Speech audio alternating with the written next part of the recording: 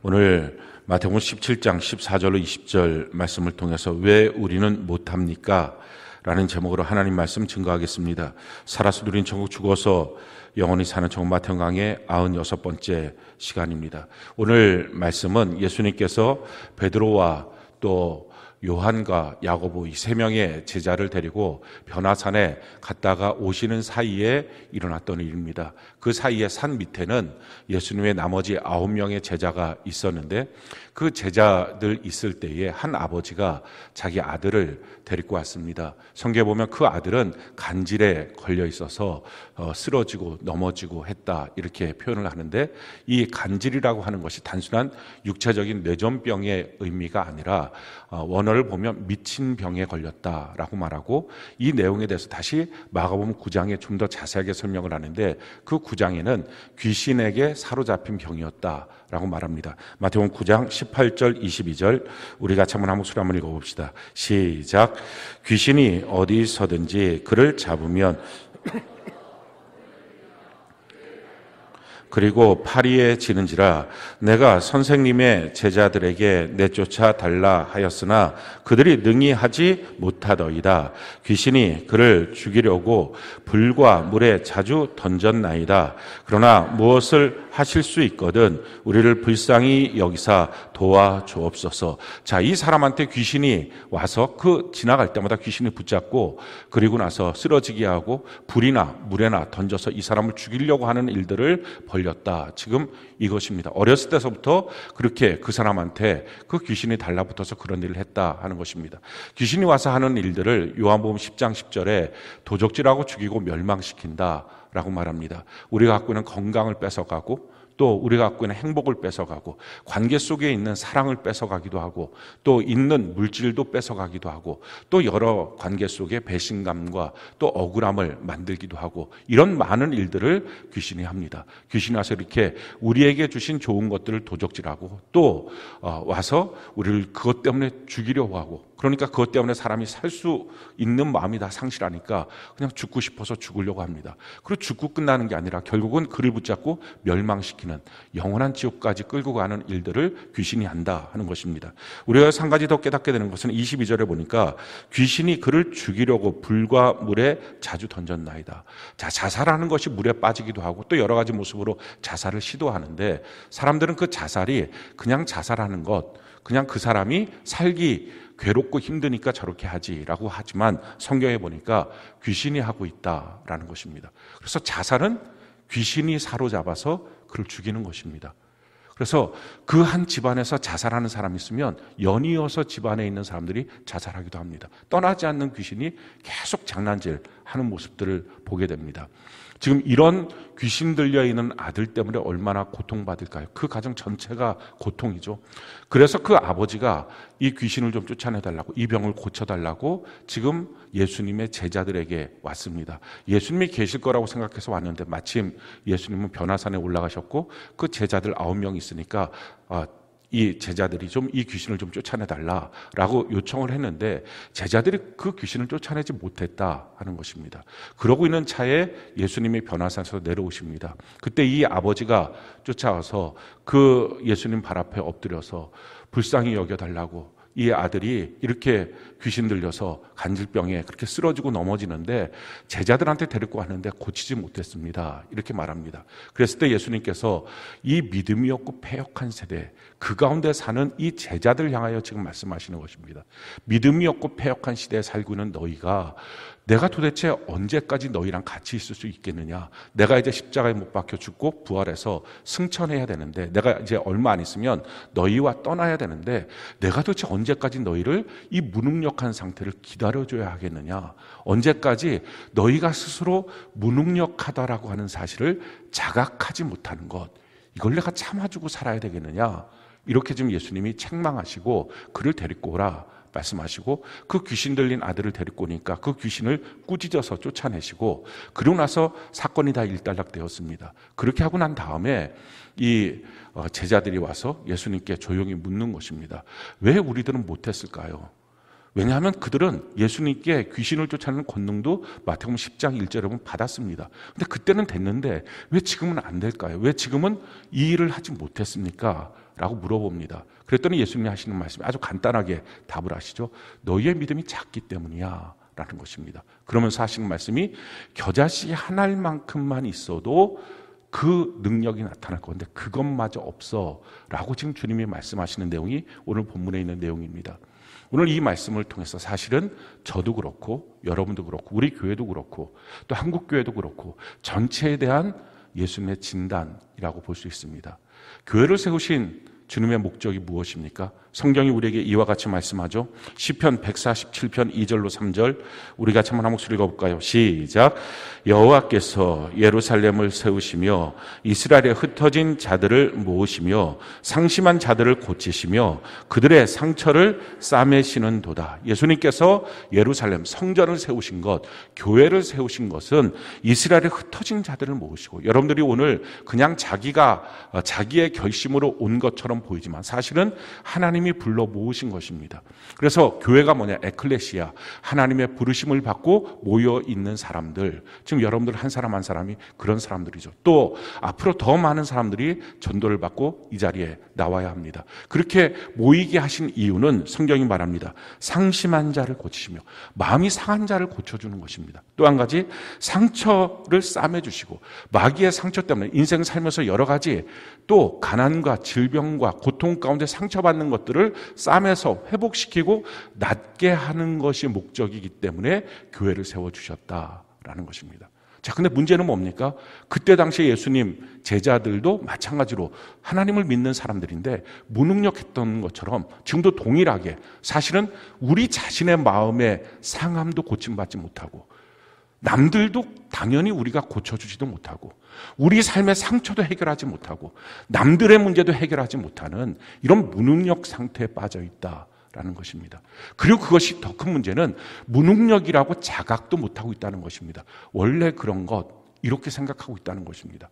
교회 나와도 뭐 그냥 마음의 위안이나 받지, 위로나 받지, 그러다가 믿고서 천국 가면 되지, 내 삶의 문제야, 내 마음의 문제야, 뭐 어떻게 원래 안 되는 걸 이렇게 착각하고 살고 있다라는 것입니다. 이런 무능력의 문제. 그래서 교회가 있으나 교회의 능력을 전혀 발휘하지 못하고 있는 이 문제에 대해서 예수님이 진단하시고, 그러면서 사실은 우리의 문제가 진단받으면서 어떻게 하면 우리가 이제 무능력의 이 모습을 벗어버리고 능력 있는 자로 바뀌어질 수 있느냐, 오늘 말씀을 통해서 우리가 좀 깨닫게 되기를 바랍니다. 제일 첫 번째 우리가 좀 살펴봐야 될 것은 우리 현재의 시대에 대한 분별입니다. 지금 예수님이 뭐라고 말씀하십니까? 이렇게 말씀하시죠. 17절 우리 같이 한번 한 목소리 읽어볼까요? 17절 같이 한 목소리 시작.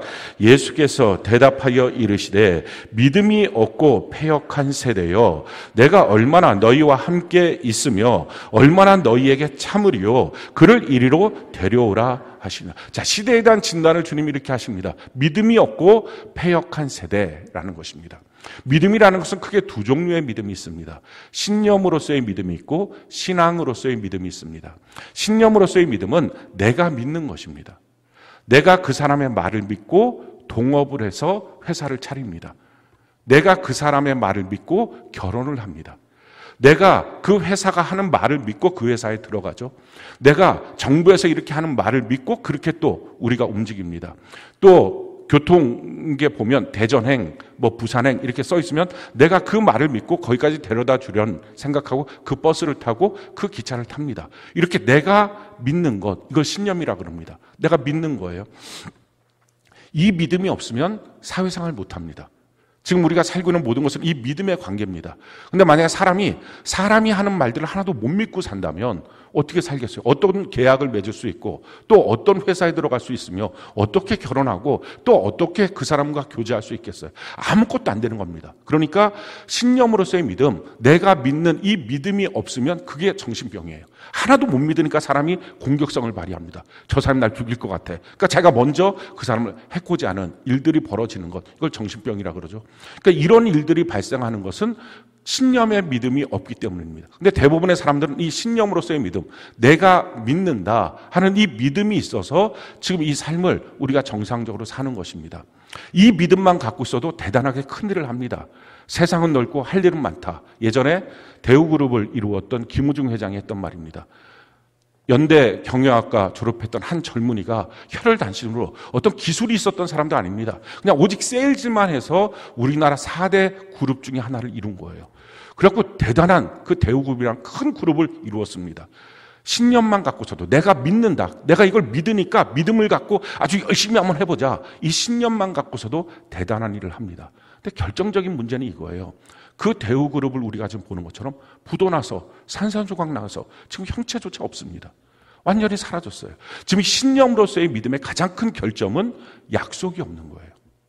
내가 정말 그렇게 믿으면 진짜 끝까지 항상 그렇게 되느냐? 그렇지가 않은 거예요. 내가 그 사람의 말을 믿고 사업을 했는데 도리어 배신을 당해요. 내가 그 사람의 말을 믿고 결혼을 했는데 상처받는 결혼 생활이에요. 내가 그 일들을 보고서 또 대전까지 데려다 준다, 뭐 어디 부산까지 데려다 준다, 그 말을 믿고 항상 그렇게 갔으니까 그렇게 갔는데 그날도 그렇게 가려냈는데 사건 사고가 터지니까 중간에 병원에 가든지 아니면 죽는 거예요. 그러니까 이처럼 이 신념, 내가 믿는 믿음이라고 하는 것은 약속이 없어요. 그러니까 약속이 없으니까 사람들이 어떻게 할까요? 불안해요. 두려워요. 그리고 불신이 있어요. 자, 이런 마음이 드니까 결국은 사람들의 마음은 다 자기부터라고 하는 생각이 듭니다. 나부터 살아야지. 다른 사람을 배려할 만큼의 마음의 여유가 없는 거예요. 나부터 살아야지. 나를 지켜야지. 제가 불안하니까. 그러니까 나부터 지키겠다고 생각하니까 날 지키는 가장 좋은 도구, 돈이라고 생각해요. 그래서 돈을 사랑하고 사람들은 그 돈을 갖고 오는 존재로 취급해버려요. 사람을 사용해요. 돈을 사용하고 사람은 사랑해야 정상적인 관계가 되는데 이게 다 꼬여버린 거예요. 그래서 이걸 믿음이 없고 패역한 시대, 패역이라는 것은 삐뚤어진 시대라는 것입니다. 근데 문제는 이게 자기만 그런 게 아니잖아요. 자기랑 상대하는 모든 사람들이 그렇잖아요. 다 자기 중심이잖아요. 이기주의잖아요. 이런 사람들끼리 만나서 결혼 생활을 하니까 결혼이 갈등이 있는 거예요. 주도권 누가 갖느냐 이런 싸움들이 있는 거예요. 이런 사람들끼리 만나서 회사 생활을 하고 사업을 하고 사회생활을 하고 이런 교제를 하니까 전체가 다 계속 상처를 받는 일들이 생기는 것입니다. 힘들다는 거예요. 인간관계가 풀어지지가 않는다는 거예요. 답답하고 가정 안에서도 계속적인 갈등이 쌓이는 것입니다. 성경은 그런 삶에 대해서 이렇게 말씀하고 있어요. 전도서 9장 3절 우리 같이 한번 한 목소리 한번 읽어볼까요? 시작. 모든 사람의 결국은 일반이라 이것은 해 아래에서 행해지는 모든 일 중에 악한 것이니 곧 인생의 마음에는 악이 가득하여 그들의 평생에 미친 마음을 품고 있다가 후에는 죽은 자들에게로 돌아가는 것이라. 평생의 마음에 악함이 있는 거예요. 저 사람이 날 또 사기치는 거 아니야? 저 사람이 이런 거야. 그래갖고 의심이 항상 모든 인간관계의 베이스에 깔려 있습니다. 사람들을 보면서 확실하게 그 기쁨이 있지가 않아요. 뭔가 계속 자기의 이익에 대해서 관심 갖고 계산하기 시작해요. 그러다 보니까 결국 이런 마음들이 편한 마음이 아니잖아요. 서로 갈등하는 마음이잖아요. 이 미친 마음을 평생 품고 살다가 영원한 지옥에 간다. 지금 이게 신념으로서의 믿음을 갖고 있는 대부분의 사람들의 삶의 모습입니다. 웃는 것처럼 보이지만 사실은 웃는 게 아니에요. 누군가를 사랑하고 친하다고 말하지만 사실은 그렇지가 않아요.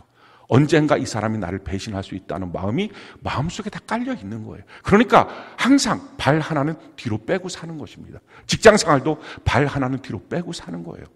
자, 이런 마음들을 갖고 사니까 결국은 미친 마음들을 품고 삽니다. 이런 고통 속에 살고 있는 사람들, 이들을 위해서 하나님이 더 좋은 믿음의 체계를 주셨어요. 그게 신앙으로서의 믿음이에요. 이 신앙으로서의 믿음은 우리 안에서 믿는 게 아니라 하나님이 믿음을 주신 거예요. 그리고 하나님을 믿고 하나님의 약속의 말씀을 믿는 거예요. 자, 하나님은 어떤 분이십니까? 성경이 우리에게 이렇게 말하죠. 신명기 7장 9절 우리 같이 한번 한 목소리 한번 읽어볼까요? 시작.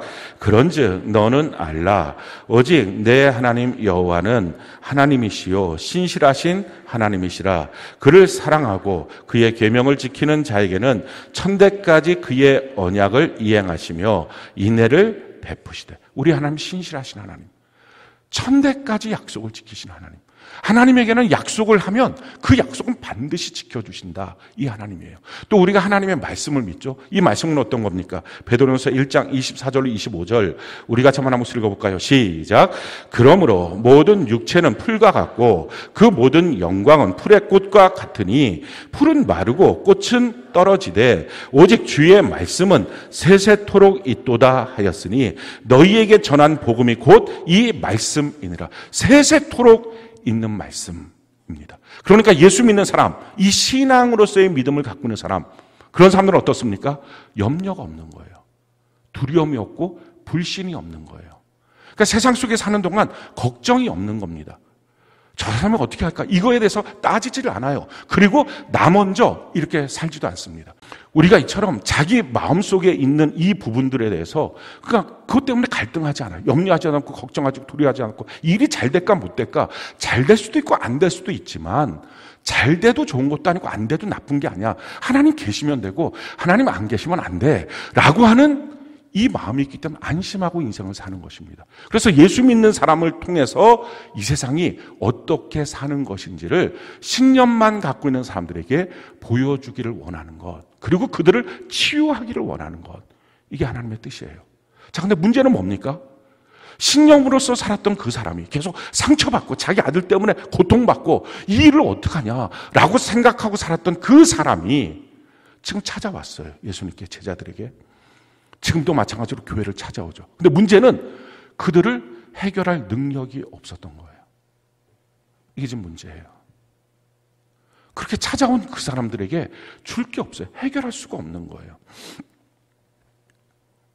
그렇다면 왜 해결을 못했을까요? 능력이 없어서요? 능력을 주님이 안 주셔서요? 그렇지 않아요. 하나님이 이미 능력을 주셨어요. 성경은 우리에게 이와 같이 말씀을 합니다. 마태복음 10장 1절 우리 같이 한번 목소리 한번 읽어볼까요? 시작. 예수께서 그의 12 제자를 부르사 더러운 귀신을 쫓아내며 모든 병과 모든 약한 것을 고치는 권능을 주시니라. 예수님께서 이 12 제자에게 모든 것을 고치는 권능을 주셨습니다. 그리고 그것을 실질적으로 전도 나가서 실행해 봤습니다. 근데 지금은 안 되는 겁니다. 마찬가지로요. 누가복음 10장에도 이렇게 말합니다. 10장 19절 우리 같이 한번 읽어볼까요? 시작.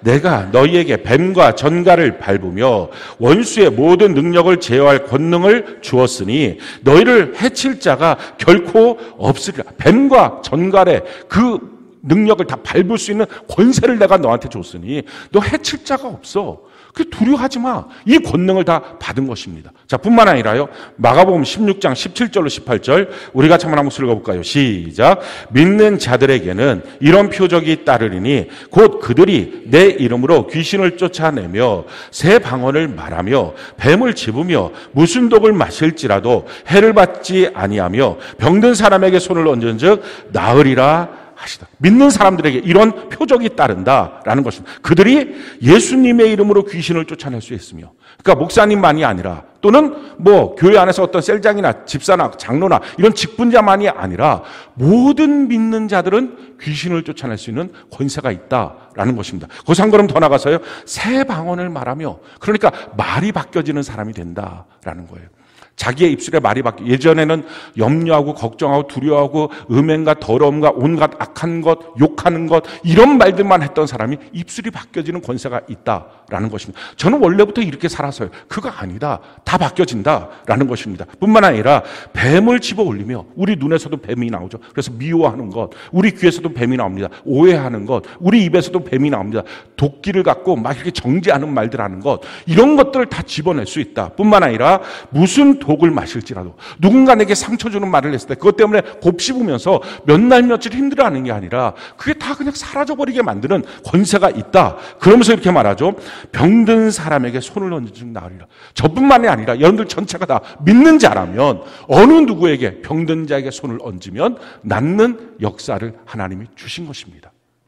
자, 근데 문제는 이거예요. 그걸 다 주셨는데 왜 못했을까?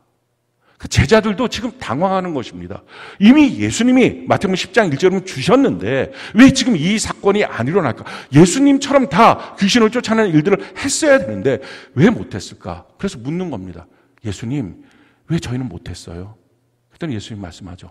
너희 믿음이 적어서 그래. 자, 19절, 20절 우리 같이 한번 소리 한번 읽어볼까요? 자, 시작. 이때 제자들이 조용히 예수께 나와 이르되 우리는 어찌하여 쫓아내지 못하였나이까? 이르시되 너희 믿음이 작은 까닭이니라. 진실로 너희에게 이르노니 만일 너희에게 믿음이 겨자씨 하나만큼만 있어도 이 산을 명하여 여기서 저기로 옮겨지라 하면 옮겨질 것이요 또 너희가 못할 것이 없으리라. 지금 제자들이 와서 하는 말은 왜 저희는 못했어요? 라고 물어보는 것입니다. 근데 예수님이 아주 간단하게 말씀해요. 너희 믿음이 적기 때문이야. 우리가 다 믿음이 있어서 여기 이 자리에 있는 거죠. 주님을 믿기 때문에 예배드리러 온 것입니다. 근데 지금 주님이 하시는 말씀이 이거예요. 아마 아버지도 유대인이었으니까 믿음이 있었겠죠. 근데 지금 또 제자들도 예수님을 그렇게 쫓아다녔으니까 믿음이 당연히 있었겠죠. 근데 주님이 하시는 말씀이 지금 너희가 믿음이 있다고 하는데 그 믿음 갖고는 안 돼. 너무 작아. 지금 이렇게 말씀하시는 거예요. 자, 그랬을 때 아니 우리 믿음이 그래도 그렇게 뭐 큰 것까지는 몰라도 이렇게 작나? 라고 생각하면서 그때 주님이 들었던 예가 겨자씨 한 알만큼만 있으면 돼. 아니 겨자씨 한 알, 아주 좁쌀 한 알보다도 반쪽만도 못한 그 정도도 내 믿음이 안 된다고요? 아니 그 믿음보다는 크니까 내가 예배도 드리고 헌금도 하고 전도도 하고 봉사도 하고 섬기기도 하고 말씀도 읽는데 내 믿음이 그것만도 못하다고요? 아마 이렇게 생각하실 수 있을 거예요. 근데 예수님이 보는 기준이 있어요.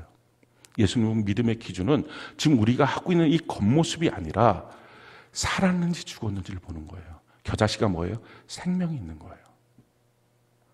살아있는 믿음인지 아니면 죽은 믿음인지 그건 무엇으로 볼 수 있어요? 성경이 우리에게 이렇게 말합니다. 야고보서 2장 26절 우리가 한번 읽어볼까요? 시작. 영혼 없는 몸이 죽은 것 같이 행함이 없는 믿음은 죽은 것이니라. 우리가 큐티 읽고 성경 읽고 큐티 쓰고요. 또 믿음의 고백들을 합니다. 근데 고백들은 하고 글은 쓰는데 이렇게 믿음으로 또 아는 지식은 많은데 이런저런 말들을 하는데 그렇게 하나도 못해요. 그 믿음이 죽은 믿음이에요. 아는데 안 되는 거예요. 이렇게 살면 안 된다는 걸 알면서도 못하는 거예요. 자꾸. 그게 죽은 거예요. 그래서 죽었으니 어떻게 죽은 믿음을 갖고 무슨 역사가 일어나겠느냐. 겨자씨 한 알만큼만 살아있어도 역사가 일어나는데 그만큼도 안 된다. 지금 주님이 하시는 말씀입니다. 이 왜 죽었을까요? 처음부터 우리는 죽은 믿음 가졌나요? 그렇지 않아요. 우리가 신앙으로서의 믿음을 받을 때 이것은 예수님의 믿음이었어요. 그러니까 예수님의 믿음처럼 살아있는 믿음을 가진 것입니다. 근데 문제는 살아있는 믿음을 갖고 우리 신앙생활 했잖아요. 계속. 구원을 받은 그날 이후로부터 신앙생활 했는데 신앙생활 한 결과물이 뭐예요? 그 살아있는 믿음 예수님께 받았는데 그 믿음이 죽었다는 것입니다. 아니 도대체 우리는 어떤 신앙생활을 했길래 신앙생활 한 결과물이 믿음이 죽는 신앙생활을 했느냐 하는 거예요. 그 이유는 이것입니다.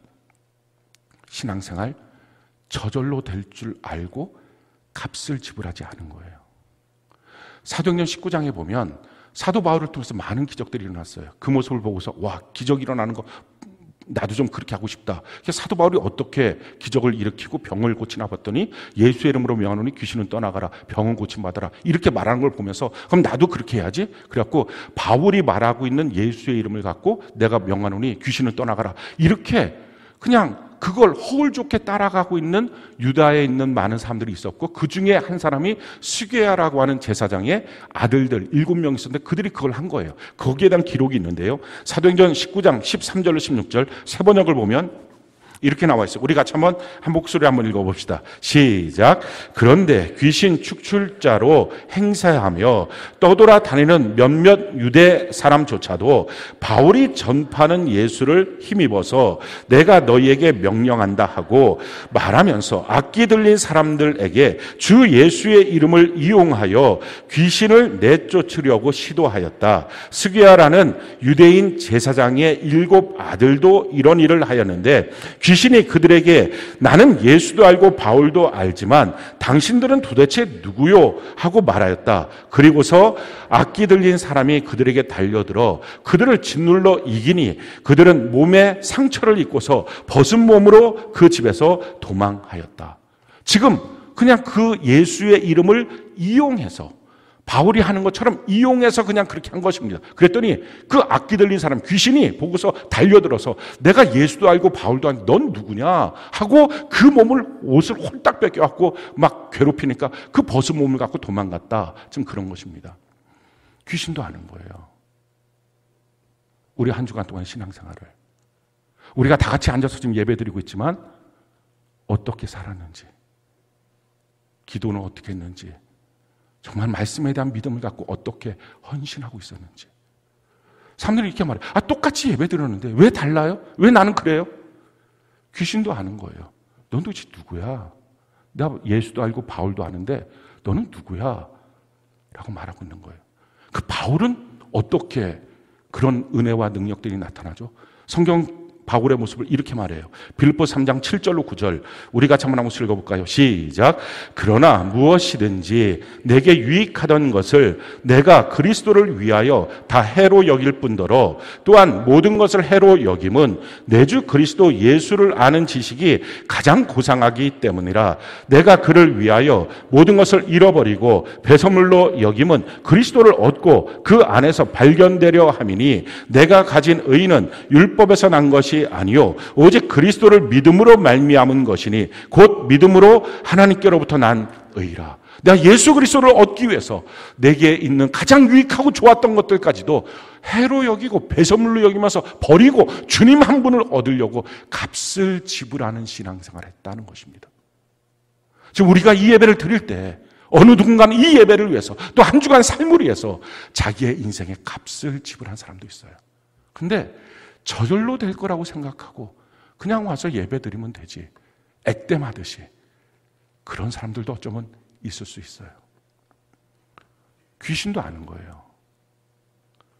우리가 인생 사는 것은 막 자녀 키우고 회사 생활하고 사업 일으킨 거 아주 뼈를 갈아서 그냥 거기에 집어넣을 만큼 그렇게 애를 씁니다. 그렇게 해야지만 된다라고 생각해서 그래요. 근데 신앙생활, 교회생활은 예배만 가서 드리면 되지 뭐. 뭘 그렇게 저절로 될 줄 알아요. 그래서 예수님이 십자가에서 주신 그 생명이 내 안에서는 사라지고 만 거예요. 믿음의 허울은 있지만 믿음의 살아있음, 생명력은 상실한 것입니다. 또 왜 그 생명이 상실했어요? 갈등하기 싫어하니까. 우리가 신앙생활하면 인생의 길이 다르니까 다른 부분에 대한 갈등이 있을 수 있어요. 우리가 전에는 그렇게 살았지만 이제는 그렇게 살지 않기 때문에, 그것이 옳지 않은 삶이기 때문에 사랑하는 사람한테 그렇게 살면 안 된다, 이 말을 할 수 있어요. 성경은 우리에게 이렇게 말하죠. 에베소 5장 8절로 13절 우리 같이 한번 읽어볼까요? 시작. 너희가 전에는 어둠이더니 이제는 주 안에서 빛이라.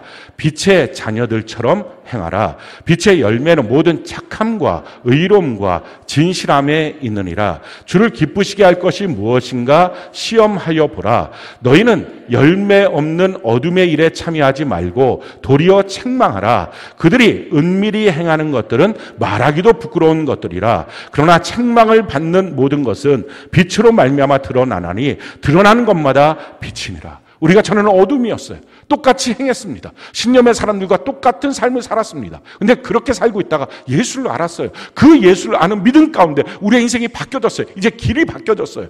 그렇게 돈돈 하고 살지 않는 거예요. 그렇게 건강 염려증에 살지 않는 것입니다. 귀신에게 사로잡혀 인생의 생각들을 마비돼서 살지 않는 것입니다. 그렇게 주님 안의 기쁨으로 살다가 보니까 내 주변에 너무 사랑하는 사람들이 예전에 내가 살았던 삶대로 사는 거예요. 그랬을 때 그들을 보면서 그러면 안 돼 라고 말해줘야 되죠. 그걸 성경은 책망이라고 말해요. 그걸 성경은 그들에게 가르쳐주는 말을 해야 된다는, 그게 전도일 수도 있고 양육일 수도 있겠죠. 그런 말을 해야 되는데 그런 말을 하면 갈등이 일어날까 봐 안 하는 거예요. 그냥 대충 가자 하다 보니까 자기의 믿음의 생명도 죽은 것입니다. 오늘 귀신은 어떻게 쫓아냈습니까? 예수님이 이렇게 쫓아냈어요. 우리 18절 같이 한번 읽어볼까요? 마태복음 17장 18절 같이 한번 시작. 이에 예수께서 꾸짖으시니 귀신이 나가고 아이가 그때부터 나으니라. 꾸짖어야 되거든요. 근데 어떻게 해요? 귀신 들린 사람, 시험 들린 사람, 뭐 이런 문제가 있는 사람한테 어떻게 살살 달래주길 원해요. 그래야 된다고 생각하는 거예요. 꾸짖는 것이 없는, 어떻게 보면 꾸짖으면 갈등이 생기겠죠. 그러니까 갈등 생기는 게 싫으니까, 전도하다 보면 갈등이 생기고 양육하다 보면 갈등이 생기니까, 이게 싫으니까 그냥 입술을 딱 닫고 있는 거예요. 그렇게 닫고 있는 순간에 자기의 믿음의 생명도 사라진 것입니다. 또 한 가지 이유가 있어요. 겨자씨는 어떻습니까? 겨자씨는 그 씨 하나로 멈추지 않아요. 그게 자라나서 큰 나무가 되고 숲을 이룹니다. 진보해요. 그런데 그냥 여기서 머물려고 그래요. 이 정도 신앙이면 됐지. 이 정도쯤에서 머물면 되지. 사도 바울은 이렇게 신앙의 생활을 했습니다. 빌립보서 3장 12절로 14절 우리 같이 한번 읽어볼까요? 시작. 내가 이미 얻었다 함도 아니요 온전히 이루었다 함도 아니라 오직 내가 그리스도 예수께 잡힌 바 된 것을 잡으려고 달려가노라. 형제들아 나는 아직 내가 잡은 줄로 여기지 아니하고 오직 한 일 즉 뒤에 있는 것은 잊어버리고 앞에 있는 것을 잡으려고 표대를 향하여 그리스도 예수 안에서 하나님이 위에서 부르신 부름의 상을 위하여 달려가노라. 이렇게 다름질하는 삶, 진보하는 삶. 결국은 문제는 뭡니까? 신앙생활에 대해서는 나태하고 게으르고 아니라고 그냥 편안하게 그렇게 해도 되는 거야. 왜 이런 마음이 들었을까요? 은혜라고 생각하니까. 그러니까 은혜라고 하는 말을 사람들이 어떻게 생각해? 공짜라고 생각해요. 난 아무것도 안 해도 거저주는 거라고 생각해요. 그게 아니에요. 은혜라는 말은 내가 아무리 노력하고 애쓰고 나의 생명을 다 바쳐도 받을 수 없는 것을 하나님이 내게 주신 것. 그래서 은혜 받고 나면요, 평생의 그 은혜 때문에 감사하고 감격하고 주님의 종으로 살게 되는 거예요. 교회 생활할 때 그냥 뭐 내가 알아서 예배드리고 내가 알아서 헌금하고 그냥 그 정도면 되지 뭐. 그러면서 사회생활, 인생살이는 그렇게 힘들어하고 자녀 키우는 것도 그렇게 힘들어하고 눈물 내고. 아니 이걸 바꾸면 쉬운데 주님 앞에 울고 신앙생활 정말 열심히 하면 나머지 부분들은 주님의 은혜로 해결될 건데 해결시키지 못하는 무능력이 있는 거예요. 그리고 그 무능력이 쌓이다 보니까 아예 신앙의 고정관념이 뭐 기도해도 안 되고 이건 내가 다 해야 될 일이고, 그러니까 내가 해야 될 일들 그것 앞에 교회 나가서는 마음을 위로나 받고 그런 신앙생활, 영이 죽은 종교인으로 삶이 굳어져 버린 거예요. 그래서 종교인으로 있다 보니까 더 이상 부담 주는 말씀도 싫은 것입니다. 더 이상 헌신하라고 하는 말도 싫은 거예요. 왜? 지금 내가 세상살이 하는 게 너무 이렇게 벅차고 힘든데 뭘 더 하라고. 이것만 해도 지치는데. 아니 교회 나와 주는 것만 해도 대단한 건데, 예배를 주일날 드리는 것만 해도 대단한 일인데 뭘 더 하라고. 왜요? 믿음이 이미 죽은 상태의 종교인이기 때문에 그래요. 그러니까 자기도 죽고 남도 죽이고, 자기도 문제를 해결하지 못하고 남의 문제도 해결하지 못하고, 자기 셀의 문제도 해결하지 못하고, 자기도 문제를 해결하지 못하고 자기 배우자, 자기 자녀의 문제도 해결하지 못하는 그런 인생이 된 것입니다. 어떻게 이 문제를 해결할 수 있을까요? 지금 예수님이 주신 답이 있어요. 오늘 21절에 보면 없음이라고 나오는데 그 밑에 보면 나나주에 이렇게 나오고 있어요. 어떤 사본에 21절 기도와 금식이 아니면 이런 유가 나가지 아니하느니라 이렇게 쓰여져 있어요. 그리고 이 본문 말씀에 대해서 좀 더 자세하게 설명하고 있는 마가복음 9장에는 이렇게 말씀하고 있어요. 마가복음 9장 29절 우리가 한번 소리 한번 읽어볼까요? 시작. 이르시되 기도 외에 다른 것으로는 이런 종류가 나갈 수 없느니라 하시니라. 기도해야 된다라는 거예요. 우리가 이번 한 주간 기도하는 한 주간 되기를 바랍니다. 아마 이 말을 들었을 때 잔뜩 기대를 했다가 무슨 답이 있지? 기도합시다 라고 하는 말을 들었을 때 내내 기도했는데요. 날마다 기도하고 있는데요. 저는 성전 기도까지 나와서 막 1시간씩 그렇게 기도하고 있는데요. 기도해도 안 되던데요. 아마 이렇게 말씀하실 분들이 있을지 모릅니다. 뭐라고 어떤 마음으로 기도하고 있느냐가 중요해요. 지금 이 아버지가 이 아들을 데리고 와서 예수님께 이렇게 말합니다. 이 아이는 어렸을 때서부터 귀신이 그를 붙잡고 물로 불로 집어던져서 죽이려고 합니다. 그러면서 이렇게 말해요. 할 수 있거든 좀 고쳐주세요. 할 수 있거든 좀 고쳐주세요. 애절함도 느껴지긴 하죠.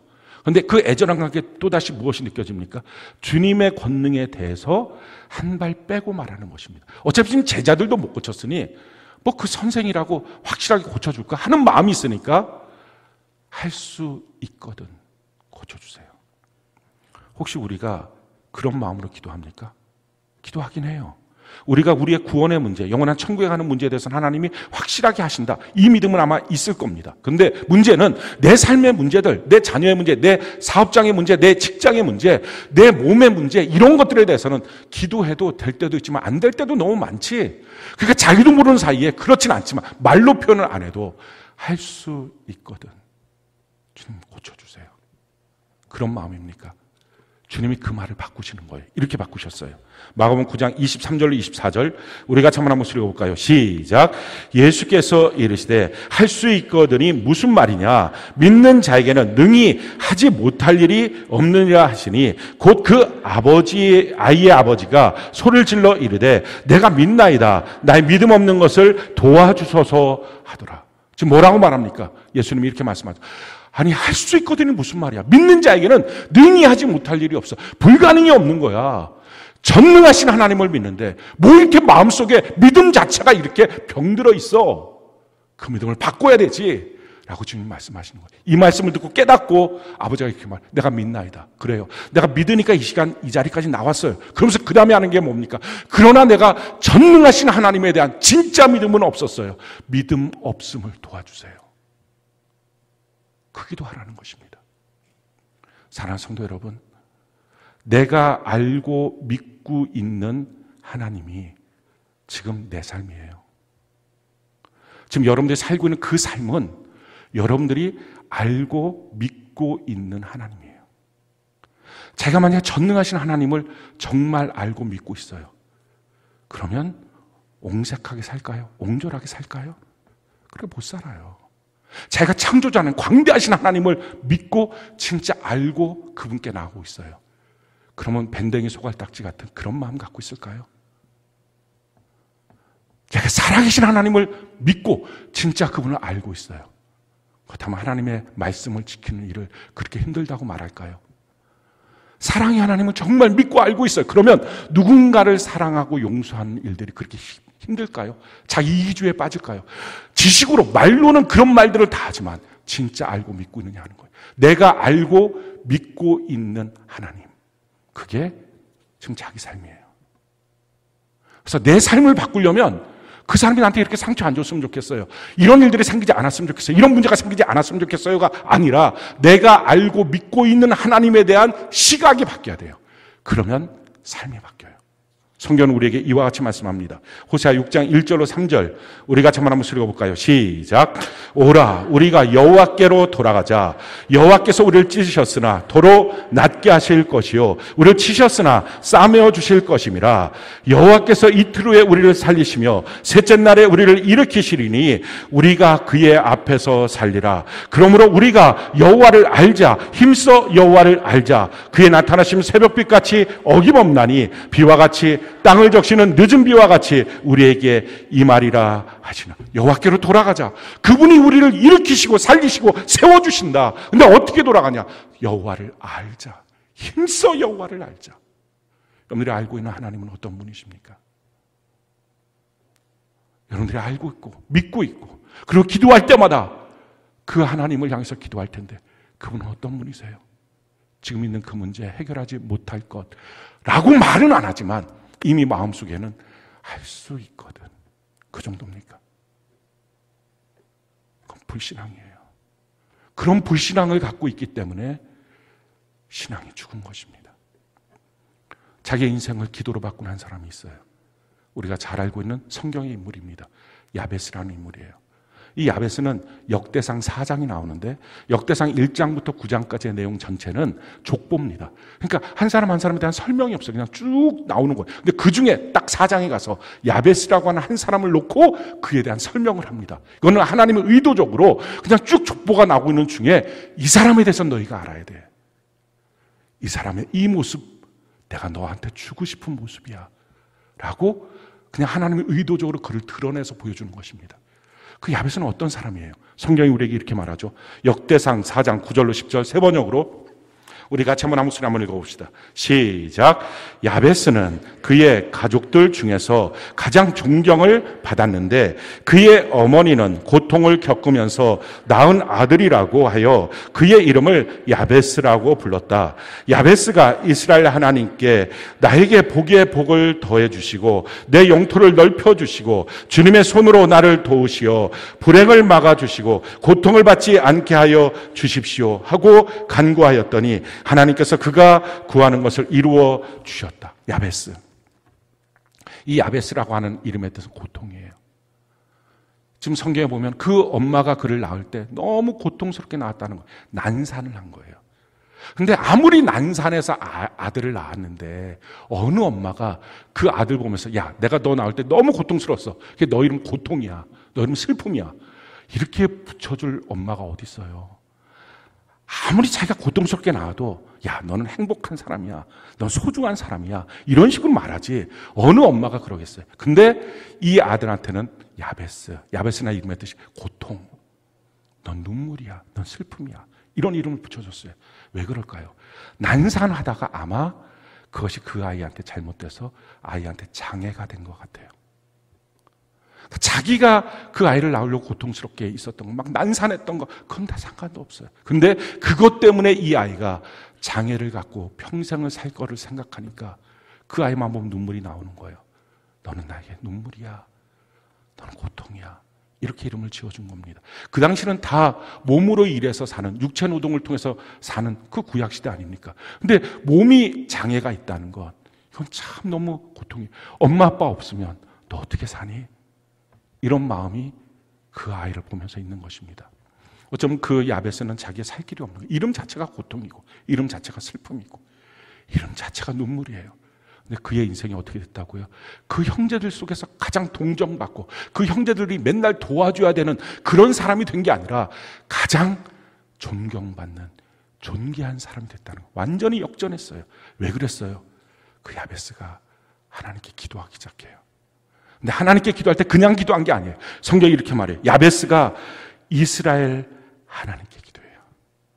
여기에 해답이 있는 거예요. 이런 문제 있을 때 기도하지 않는 사람 누가 있겠어요? 근데 야베스는 이렇게 했어요. 이스라엘 하나님. 그 이스라엘의 하나님이 누구예요? 430년 애굽에 종살이하고 있을 때 10개의 재앙을 통해서 그 초강대국 애굽을 무력화시키고 꺼내줬던 능력의 하나님. 홍해를 마른 땅같이 건너게 하시고 뒤에 쫓아왔던 애굽 군대는 수장시키신 그런 살아계신 하나님. 광야 40년 동안에 불기둥 구름기둥으로 살리시고 또 만나 메추라기로 먹이시고 불뱀을 막으시고 또 반석에서 강같이 물을 흘러서 그 200만을 살려주신 하나님. 요단강을 마른 땅처럼 건너가게 하신 하나님. 가나안 땅 7족속을 다 이기게 승리하신 하나님. 그 이스라엘 하나님 앞에 자기의 문제는 너무 작은 문제였어요. 그래서 자신 있게 기도해요.